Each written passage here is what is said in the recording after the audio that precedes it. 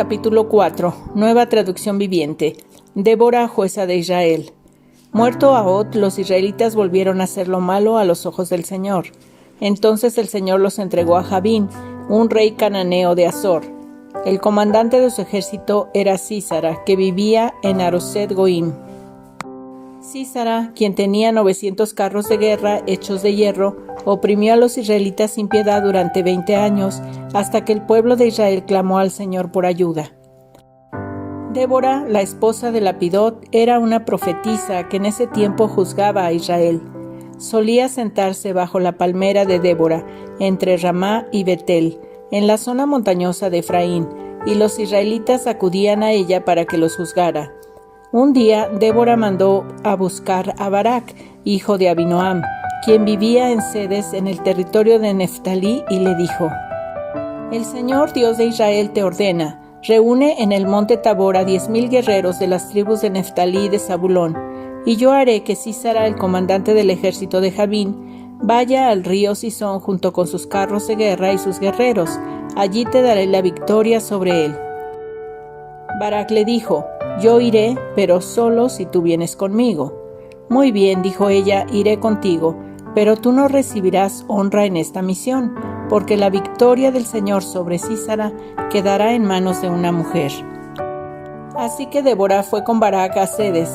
En Cedes, Barak reunió a las tribus de Zabulón y de Neftalí, y 10,000 guerreros subieron con él. Débora también lo acompañó. Ahora bien, Heber el ceneo, un descendiente de Hobab, cuñado de Moisés, se había separado de los demás miembros de su tribu y armó su carpa junto al roble de Sanaim, cerca de Cedes.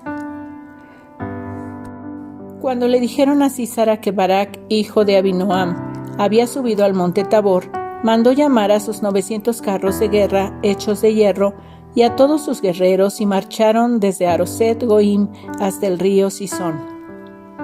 Entonces Débora le dijo a Barak: Prepárate, hoy es el día en que el Señor te dará la victoria sobre Sísara, porque el Señor marcha delante de ti. Así que Barak descendió las laderas del monte Tabor al frente de sus 10,000 guerreros para entrar en batalla. Cuando Barak atacó, el Señor llenó de pánico a Sísara y a todos sus carros de guerra y a sus guerreros. Sísara saltó de su carro de guerra y escapó a pie. Entonces Barak persiguió a los carros y al ejército enemigo hasta Hazoret Goim y mató a todos los guerreros de Sísara, ni uno solo quedó con vida. Mientras tanto, Sísara corrió hasta la carpa de Jael, la esposa de Heber el ceneo, porque la familia de Heber tenía amistad con el rey Jabín de Azor. Jael salió al encuentro de Sísara y le dijo: Entre en mi carpa, señor, venga, no tenga miedo. Así que él entró en la carpa y ella lo cubrió con una manta. Dame un poco de agua, por favor, le dijo él, tengo sed. Así que ella le dio leche de una bolsa de cuero y volvió a cubrirlo. Párate en la puerta de la carpa, le dijo a ella. Si alguien viene y pregunta si hay alguien adentro, dile que no. Pero cuando Sísara se durmió por tanto agotamiento, Jael se le acercó en silencio con un martillo y una estaca en la mano. Entonces le clavó la estaca en la sien hasta que quedó clavada en el suelo y así murió. Cuando Barak llegó en busca de Sísara, Jael salió a su encuentro y le dijo: Ven, te mostraré al hombre que buscas. Entonces él entró en la carpa tras ella y allí encontró a Sísara muerto, tendido en el suelo, con la estaca atravesada en la sien.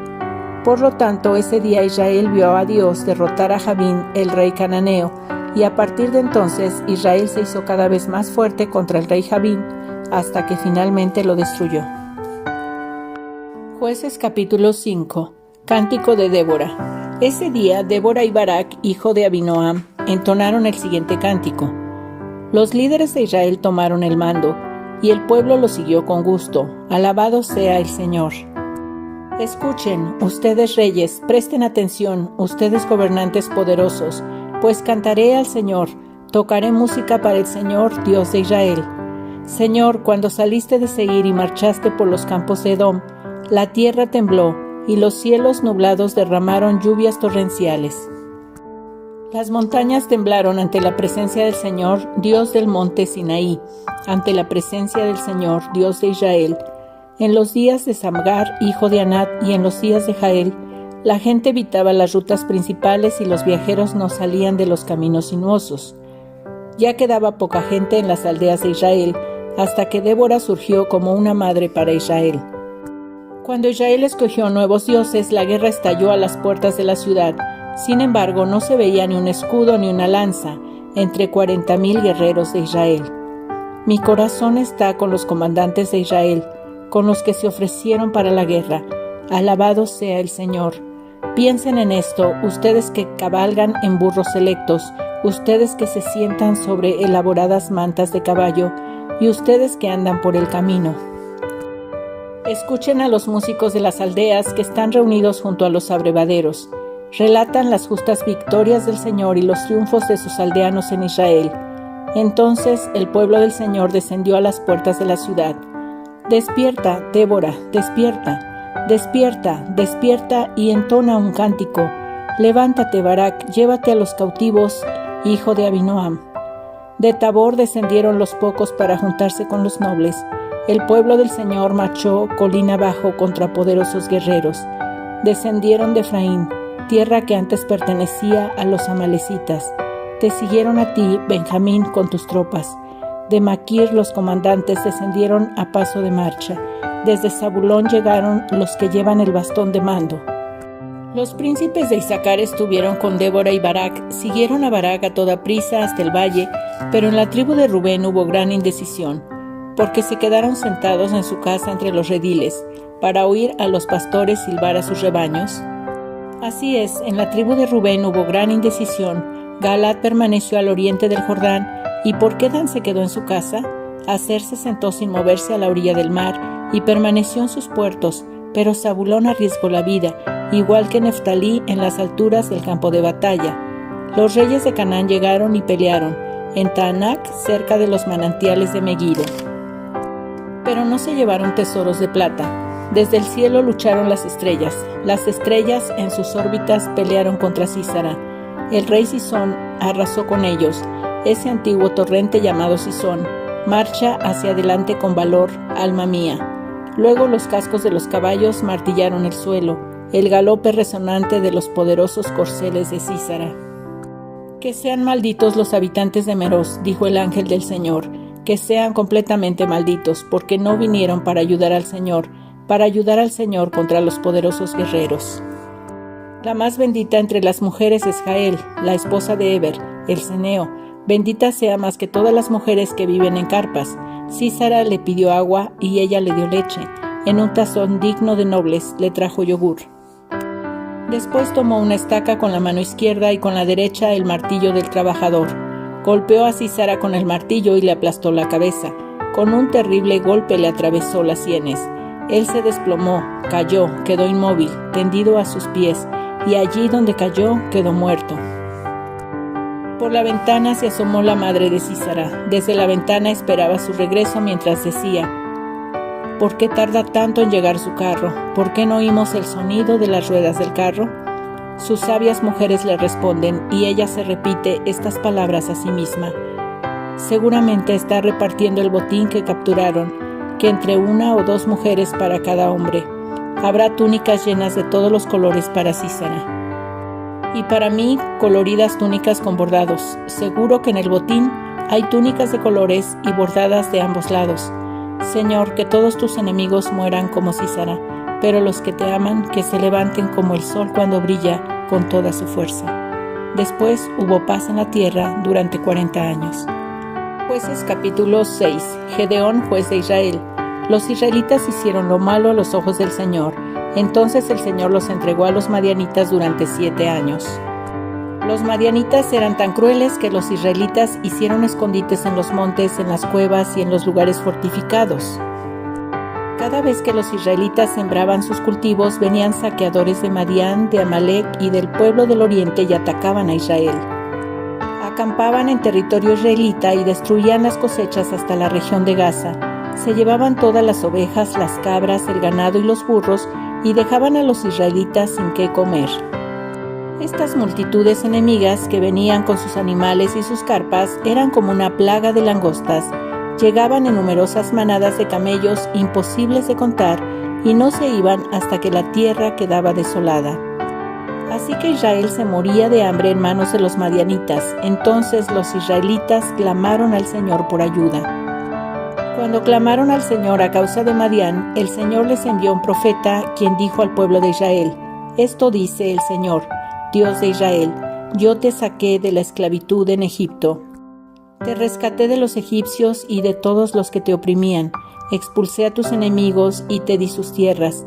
Te dije: Yo soy el Señor, tu Dios. No debes rendir culto a los dioses de los amorreos en cuya tierra ahora vives, pero no me hiciste caso.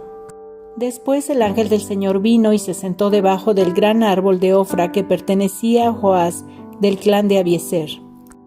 Gedeón, hijo de Joás, estaba trillando trigo en el fondo de un lagar para esconder el grano de los madianitas.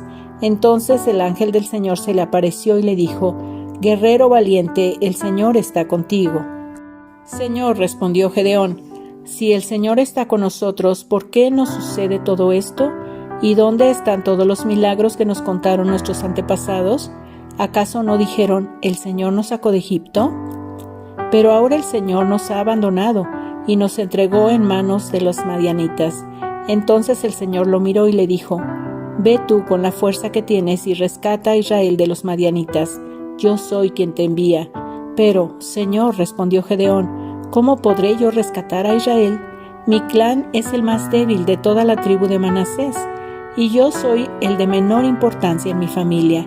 El Señor le dijo: Yo estaré contigo, y destruirás a los madianitas como si estuvieras luchando contra un solo hombre. Si de veras cuento con tu favor, respondió Gedeón, muéstrame una señal para asegurarme de que es realmente el Señor quien habla conmigo. No te vayas hasta que te traiga mi ofrenda. Él respondió: Aquí me quedaré hasta que regreses. Entonces Gedeón fue deprisa a su casa, asó un cabrito y horneó pan sin levadura con una medida de harina. Luego llevó la carne en una canasta y el caldo en una olla. Puso todo delante del ángel quien estaba bajo el gran árbol. Así que el ángel de Dios le dijo: Pon la carne y el pan sin levadura sobre esta piedra y derrama el caldo sobre ellos. Y Gedeón hizo lo que se le indicó. Entonces el ángel del Señor tocó la carne y el pan con la punta de la vara que tenía en su mano, y de la piedra salió fuego que consumió todo lo que Gedeón había llevado, y el ángel del Señor desapareció. Cuando Gedeón se dio cuenta de que era el ángel del Señor, clamó: Oh Señor soberano, estoy condenado, he visto cara a cara al ángel del Señor. No te preocupes, le contestó el Señor, no tengas miedo, no morirás. Entonces Gedeón construyó un altar al Señor en ese lugar y lo llamó Yahvés Shalom, que significa el Señor es paz. Ese altar sigue en Ofra, en la tierra del clan de Abiezer, hasta el día de hoy. Esa noche el Señor le dijo a Gedeón: Toma el segundo toro del rebaño de tu padre, el que tiene 7 años. Derriba el altar que tu padre levantó a Baal y corta el poste dedicado a la diosa Cera que está junto al altar. Después construye un altar al Señor tu Dios en el santuario de esa misma cima, colocando cada piedra con cuidado. Sacrifica el toro como ofrenda quemada sobre el altar y usa como leña el poste dedicado a la diosa Acera que cortaste. Entonces Gedeón llevó a 10 de sus criados e hizo lo que el Señor le había ordenado, pero lo hizo de noche porque le tenía miedo a los demás miembros de la casa de su padre y a la gente de la ciudad. Temprano a la mañana siguiente, mientras los habitantes de la ciudad se despertaban, alguien descubrió que el altar de Baal estaba derribado y que había cortado el poste dedicado a la diosa Cera que estaba al lado. En su lugar se había construido un nuevo altar, y sobre ese altar estaban los restos del toro que había sacrificado. Los habitantes se preguntaban unos a otros: ¿quién hizo esto? Y después de preguntar por todas partes y hacer una búsqueda cuidadosa, se enteraron de que había sido Gedeón, el hijo de Joás. «Saca a tu hijo», le exigieron a Joás los hombres de la ciudad. «Tendrá que morir por haber destruido el altar de Baal y haber cortado el poste dedicado a la diosa Cera». Sin embargo, Joás gritó a la turba que lo enfrentaba: «¿Por qué defienden a Baal? ¿Acaso abogarán por él? Todo el que defienda su causa será ejecutado antes del amanecer. Si de verdad Baal es un dios, que se defienda a sí mismo y destruya al que derribó su altar». A partir de entonces a Gedeón lo llamaron Jerobaal, que significa que Baal se defienda a sí mismo, porque él destruyó el altar de Baal. Gedeón pide una señal. Poco tiempo después, los ejércitos de Madián, de Amalec y del pueblo del oriente formaron una alianza en contra de Israel. Cruzaron el Jordán y acamparon en el valle de Jezreel. Entonces el Espíritu del Señor vistió a Gedeón de poder. Gedeón tocó el cuerno de carnero como un llamado a tomar las armas, y los hombres del clan de Abiezer se le unieron. También envió mensajeros por todo Manasés, Aser, Zabulón y Neftalí para convocar a sus guerreros, y todos ellos respondieron.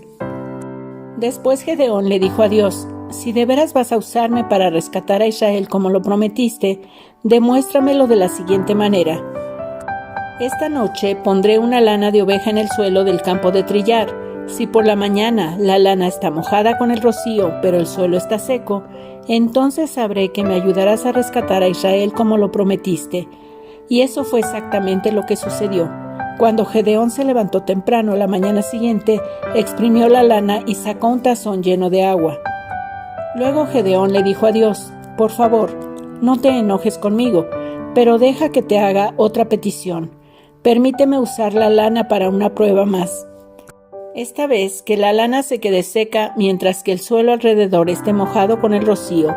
Así que esa noche Dios hizo lo que Gedeón le pidió. A la mañana siguiente la lana estaba seca, pero el suelo estaba cubierto de rocío. Lucas capítulo 7, Nueva Traducción Viviente. La fe de un oficial romano. Cuando Jesús terminó de decir todo eso a la gente, regresó a Capernaum. En ese tiempo, un apreciado esclavo de un oficial romano estaba enfermo y a punto de morir. Cuando el oficial oyó hablar de Jesús, envió a unos respetados ancianos judíos a pedirle que fuera a sanar a su esclavo. De todo corazón le suplicaron a Jesús que ayudara al hombre. Le dijeron: si alguien merece tu ayuda, es él, pues ama al pueblo judío y hasta construyó una sinagoga para nosotros. Entonces Jesús fue con ellos, pero justo antes de que llegara a la casa del oficial, envió a unos amigos a decir: Señor, no te molestes en venir a mi casa, porque no soy digno de tanto honor, ni siquiera soy digno de ir a tu encuentro. Tan solo pronuncia la palabra desde donde estás y mi siervo se sanará. Lo sé, porque estoy bajo la autoridad de mis oficiales superiores y tengo autoridad sobre mis soldados. Solo tengo que decir vayan y ellos van, o vengan y ellos vienen, y si les digo a mis esclavos hagan esto, lo hacen. Al oírlo, Jesús quedó asombrado, se dirigió a la multitud que lo seguía y dijo: les digo, no he visto una fe como esta en todo Israel. Cuando los amigos del oficial regresaron a la casa, encontraron al esclavo completamente sano. Jesús resucita al hijo de una viuda. Poco después, Jesús fue con sus discípulos a la aldea de Naín y una multitud numerosa lo siguió.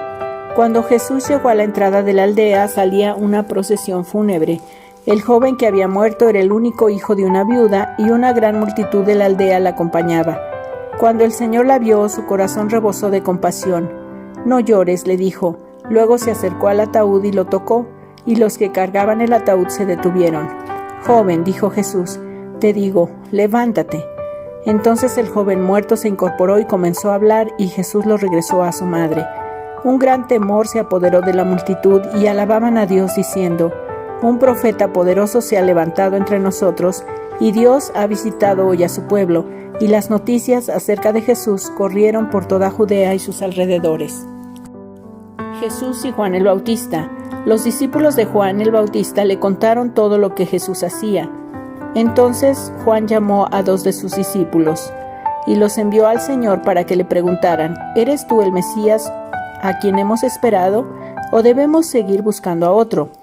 Los 2 discípulos de Juan encontraron a Jesús y le dijeron: Juan el Bautista nos envió a preguntarte: ¿eres tú el Mesías a quienes hemos esperado, o debemos seguir buscando a otro? En ese preciso momento Jesús sanó a muchas personas de enfermedades, dolencias, y expulsó espíritus malignos, y le devolvió la vista a muchos ciegos. Luego les dijo a los discípulos de Juan: regresen a Juan y cuéntenle lo que han visto y oído. Los ciegos ven, los cojos caminan bien, los que tienen lepra son curados, los sordos oyen, los muertos resucitan, y a los pobres se les predica la buena noticia. Y agregó: Dios bendice a los que no se apartan por causa de mí. Después de que los discípulos de Juan se fueron, Jesús comenzó a hablar acerca de él a las multitudes. ¿A qué clase de hombre fueron a ver al desierto? ¿Acaso era una caña débil sacudida por la más leve brisa? ¿O esperaban ver a un hombre vestido con ropa costosa? No, la gente que usa ropa elegante y vive rodeada de lujos se encuentra en los palacios. ¿Buscaban a un profeta? Así es, y él es más que un profeta. Juan es el hombre al que se refieren las Escrituras cuando dicen: Mira, envío a mi mensajero por anticipado, y él preparará el camino delante de ti. Les digo que de todos los hombres que han vivido, nadie es superior a Juan. Sin embargo, hasta la persona más insignificante en el reino de Dios es superior a él. Cuando oyeron esto, todos, hasta los cobradores de impuestos, coincidieron en que el camino de Dios era el correcto, porque fueron bautizados por Juan. Pero los fariseos y los expertos en la ley religiosa no aceptaron el plan de Dios para ellos, porque rechazaron el bautismo de Juan. ¿Con qué puedo comparar a la gente de esta generación?, preguntó Jesús. ¿Cómo los puedo describir? Se parecen a los niños que juegan en la plaza, se quejan ante sus amigos. Tocamos canciones de bodas y no bailaron. Entonces tocamos cantos fúnebres y no lloraron. Pues Juan el Bautista no pasaba el tiempo comiendo pan y bebiendo vino, y ustedes dicen: está poseído por un demonio. El Hijo del Hombre, por su parte, festeja y bebe, y ustedes dicen: es un glotón y un borracho, y es amigo de cobradores de impuestos y de otros pecadores. Pero la sabiduría demuestra estar en lo cierto por la vida de quienes la siguen. Una mujer pecadora unge a Jesús. Uno de los fariseos invitó a Jesús a cenar, así que Jesús fue a su casa y se sentó a comer. Cuando cierta mujer de mala vida que vivía en la ciudad se enteró de que Jesús estaba comiendo allí, llevó un hermoso frasco de alabastro lleno de un costoso perfume. Llorando, se arrodilló detrás de él a sus pies. Sus lágrimas cayeron sobre los pies de Jesús, y ella los secó con sus cabellos. No cesaba de besarle los pies y les ponía perfume. Cuando el fariseo que lo había invitado vio esto, dijo para sí: si este hombre fuera profeta, sabría qué tipo de mujer lo está tocando. Es una pecadora. Entonces Jesús respondió a los pensamientos del fariseo. Simón, le dijo, tengo algo que decirte. Adelante, maestro, respondió Simón. Entonces Jesús le contó la siguiente historia. Un hombre prestó dinero a 2 personas, 500 piezas de plata a una y 50 piezas a la otra. Sin embargo, ninguna de las 2 pudo devolver el dinero, así que el hombre perdonó amablemente a ambas y les canceló la deuda. ¿Quién crees que lo amó más? Simón contestó, supongo que la persona a quien le perdonó la deuda más grande. Correcto, dijo Jesús. Luego se volvió a la mujer y le dijo a Simón, mira a esta mujer que está arrodillada aquí. Cuando entré en tu casa no me ofreciste agua para lavarme el polvo de los pies, pero ella los lavó con sus lágrimas y los secó con sus cabellos. Tú no me saludaste con un beso, pero ella desde el momento en que entré no ha dejado de besarme los pies. Tú no tuviste la cortesía de ungir mi cabeza con aceite de oliva, pero ella ha ungido mis pies con un perfume exquisito. Te digo que sus pecados, que son muchos, han sido perdonados. Por eso ella me demostró tanto amor. Pero una persona a quien se le perdona poco, demuestra poco amor. Entonces Jesús le dijo a la mujer, tus pecados son perdonados. Los hombres que estaban sentados a la mesa se decían entre sí, ¿quién es este hombre que anda perdonando pecados? Y Jesús le dijo a la mujer, tu fe te ha salvado, ve en paz. Lucas capítulo 8. Las mujeres que seguían a Jesús. Poco después Jesús comenzó un recorrido por las ciudades y aldeas cercanas, predicando y anunciando la buena noticia acerca del reino de Dios. Llevó consigo a sus 12 discípulos, junto con algunas mujeres que habían sido sanadas de espíritus malignos y enfermedades. Entre ellas estaban María Magdalena, de quien él había expulsado 7 demonios. Juana, la esposa de Chuza, administrador de Herodes, Susana y muchas otras que contribuían con sus propios recursos al sostén de Jesús y sus discípulos. Parábola del sembrador. Cierto día, Jesús contó una historia en forma de parábola a una gran multitud proveniente de varias ciudades que se había reunido para escucharlo. Un agricultor salió a sembrar. A medida que esparcía las semillas por el campo, algunas cayeron sobre el camino, donde las pisotearon y los pájaros se las comieron. Otras cayeron entre las rocas, comenzaron a crecer, pero la planta pronto se marchitó y murió por falta de humedad. Otras semillas cayeron entre espinos, los cuales crecieron junto con ellas y ahogaron los brotes. Pero otras semillas cayeron en tierra fértil. Estas semillas crecieron y produjeron una cosecha que fue 100 veces más numerosa de lo que se había sembrado. Después de haber dicho esto, exclamó: «El que tenga oídos para oír, que escuche y entienda». Sus discípulos le preguntaron qué significaba esta parábola. Él respondió: «A ustedes se les permite entender los secretos del reino de Dios», pero utilizó parábolas para enseñarles a los demás y para que se cumplan las Escrituras. Cuando miren, no verán realmente; cuando oigan, no entenderán. Este es el significado de la parábola. La semilla es la palabra de Dios. Las semillas que cayeron en el camino representan a los que oyen el mensaje, pero viene el diablo, se lo quita del corazón e impide que crean y sean salvos. Las semillas sobre la tierra rocosa representan a los que oyen el mensaje y lo reciben con alegría, pero como no tienen raíces profundas, creen por un tiempo y luego se apartan cuando enfrentan la tentación. Las semillas que cayeron entre los espinos representan a los que oyen el mensaje, pero muy pronto el mensaje queda desplazado por las preocupaciones, las riquezas y los placeres de esta vida. Así que nunca crecen hasta la madurez. Y las semillas que cayeron en la buena tierra representan a las personas sinceras de buen corazón que oyen la palabra de Dios, se aferran a ella y con paciencia producen una cosecha enorme.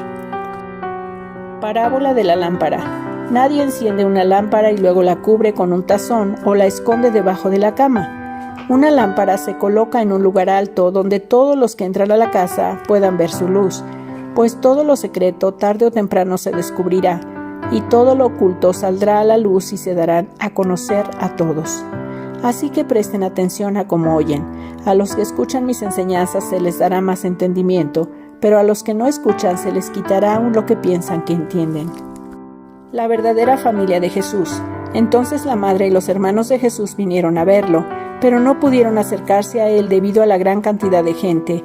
Alguien le dijo a Jesús: «Tu madre y tus hermanos están parados afuera y quieren verte». Jesús respondió: «Mi madre y mis hermanos son todos los que oyen la palabra de Dios y la obedecen».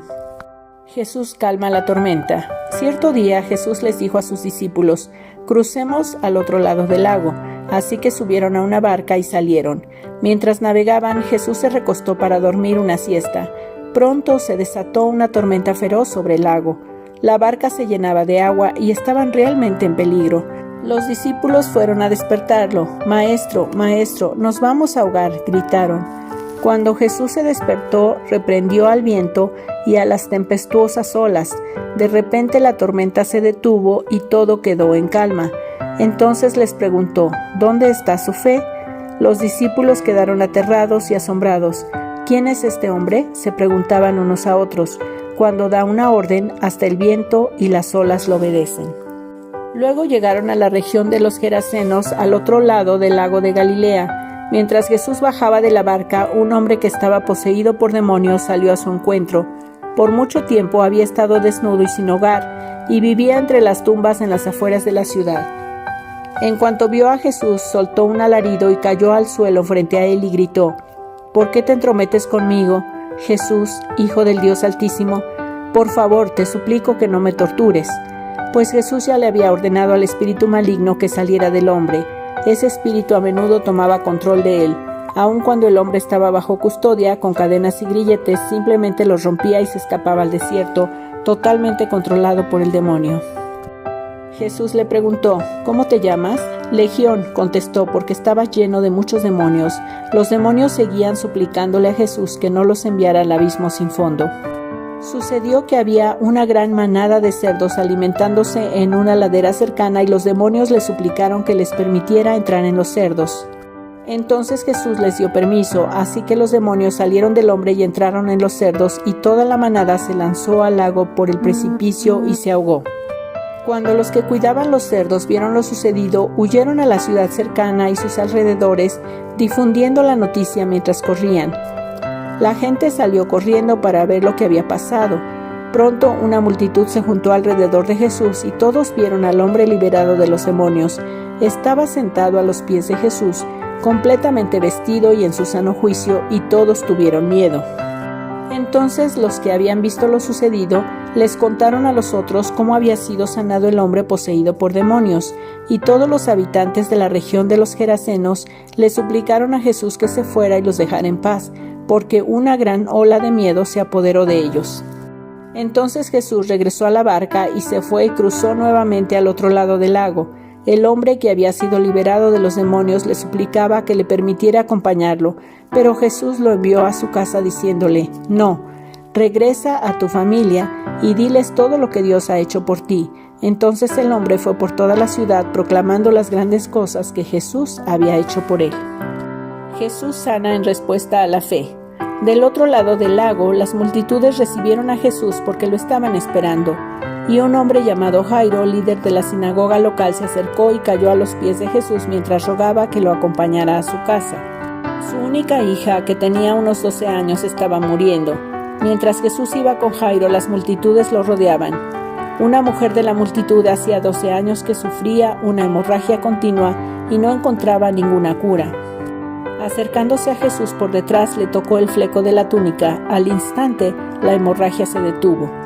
«¿Quién me tocó?», preguntó Jesús. Todos negaron, y Pedro dijo: «Maestro, la multitud entera se apretuja contra ti». Pero Jesús dijo: «Alguien me tocó a propósito, porque yo sentí que salió poder sanador de mí». Cuando la mujer se dio cuenta de que no podía permanecer oculta, comenzó a temblar y cayó de rodillas frente a Jesús. A oídos de toda la multitud, ella le explicó por qué lo había tocado y cómo había sido sanada al instante. «Hija», le dijo Jesús, «tu fe te ha sanado, ve en paz». Mientras él todavía hablaba con ella, llegó un mensajero de la casa de Jairo, el líder de la sinagoga, y le dijo: «Tu hija está muerta, ya no tiene sentido molestar al maestro». Cuando Jesús oyó lo que había sucedido, le dijo a Jairo: «No tengas miedo, solo ten fe y ella será sanada».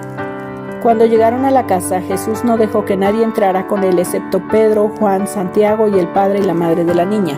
La casa estaba llena de personas que lloraban y se lamentaban, pero Jesús dijo: «Dejen de llorar, no está muerta, solo duerme». La multitud se rió de él porque todos sabían que había muerto. Entonces Jesús la tomó de la mano y dijo en voz fuerte: «Niña, levántate». En ese momento le volvió la vida y se puso de pie enseguida. Entonces Jesús les dijo que le dieran de comer a la niña. Sus padres quedaron conmovidos, pero Jesús insistió en que no le dijeran a nadie lo que había sucedido.